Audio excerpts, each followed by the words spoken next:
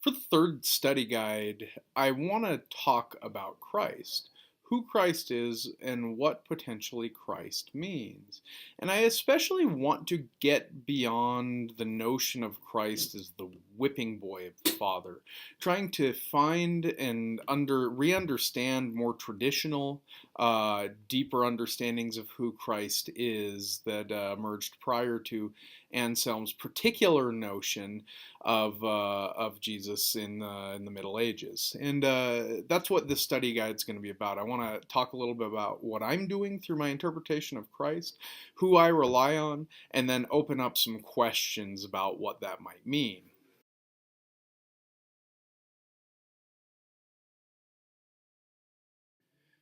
The tradition Christologically that we have come to know and understand, that we think of as the most quote unquote orthodox understanding of Christology, is such. In some ways, we are saved from the wrath of God.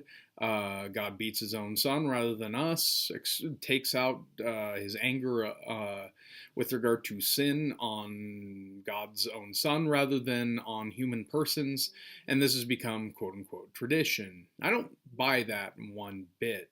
For one, I buy into the notion of Miyagi God, and this understanding of God is quite simply that God does not have emotion. We cannot change God one way or another, and this is how I would come to express the notion of the steadfastness of God as shown to us in the grace of Christ. Uh, but secondly, it's a relatively new Christology, at least in the history of Christology. It's a very Protestant Christology as well. It's based on a Catholic understanding of Christology in Anselm, but it's very Protestant in that this notion of a wrathful God really emerges in sort of the Great Awakening in the Americas, or, well, that's untrue to some degree. Calvin has it, but that's beside the point. What I want to argue for is that there's a deeper tradition. For one, we can get beyond this sort of neo-pagan understanding of God as related to Christ, and that's what I think it is when we begin to talk about God's wrath toward us. It's sort of a neo-pagan understanding of what the gods are and what they do. And we can at least jump back to Anselm. And Anselm was interested in understanding a particular set of problems.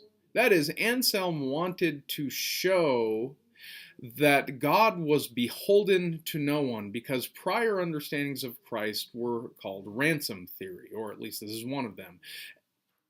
And God had to pay a ransom to the devil to free the slaves, namely us, from the devil's captivity in and through the blood of Christ, who tricks Satan and therefore vanquishes Satan in this sort of redemptive process. And Anselm rightly says that God is beholden to no creation, and Satan is indeed a creation, right? God is beholden to no creation, but rather creation as a whole is already infinitely in debt to God. And so what Anselm is trying to do is think up a way to talk about salvation whereby God there must be something internally going on with God when he saves. And so he comes up with this sort of notion that holds that God, as the just, must uphold justice in all cases, but as the merciful also wants to express mercy to his subjects, and Christ becomes the answer. I want to go back even further, though, to these ransom ideas of Christology, and especially this notion of the Christus Victor model, or the victory of Christ model, and figure out what that might mean when we're trying to talk Jesus and what Jesus does on the cross. The Christus Victor model of thinking through salvation is really, you could call, an Eastern Orthodox understanding of what salvation means. Not entirely. I mean, this is submerged in the West as well in the early part of the church, but it does rely on the type of Christology that Anselm, in his satisfaction model of knowledge, wants to at least upend, for good reasons, and we'll get to those. But what Christus Victor is essentially pointing to is that in and through the redemptive work of Christ, in and through Christ's capacity to redeem this creation from Satan, Christ also in some way vanquishes Satan. So the cross becomes this sort of cosmic meeting point between good and evil, whereby the good wins on its own terms. And I think that latter idea is important. So what I try to express in the book is what it might mean for God to win on God's own terms. And I contrast the way we could think of victory in the usual sense, the destruction of the other, with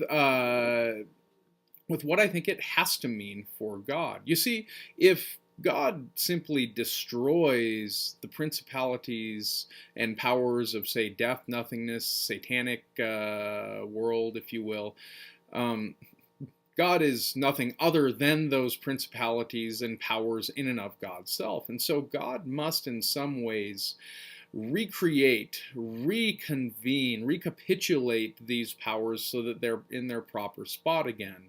And I call that relationality as found both within the Trinity and within this world in which we live, at least relationality in its right spot. And I would argue without death, decay, and destruction in these things. But this is the type of Christus Victor that I'm talking about.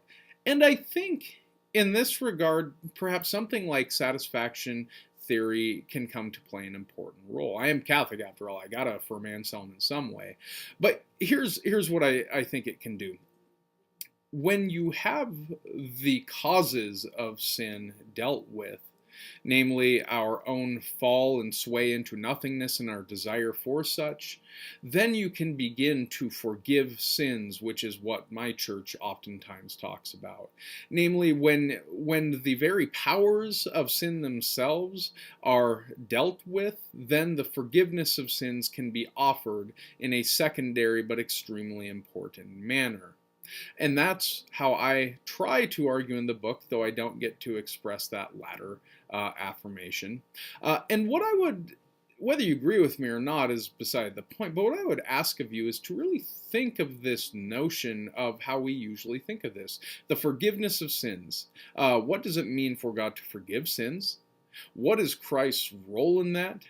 Does Christ need to die in order to forgive sins? Do we need God to somehow actually express wrath toward Christ? Or was Christ already doing this even before he died? And what then becomes of the death if we say no to those types of things? That's what I'm trying to answer, at least partially in the book, at least as a primer, an introduction, and I hope you'll gain something from that.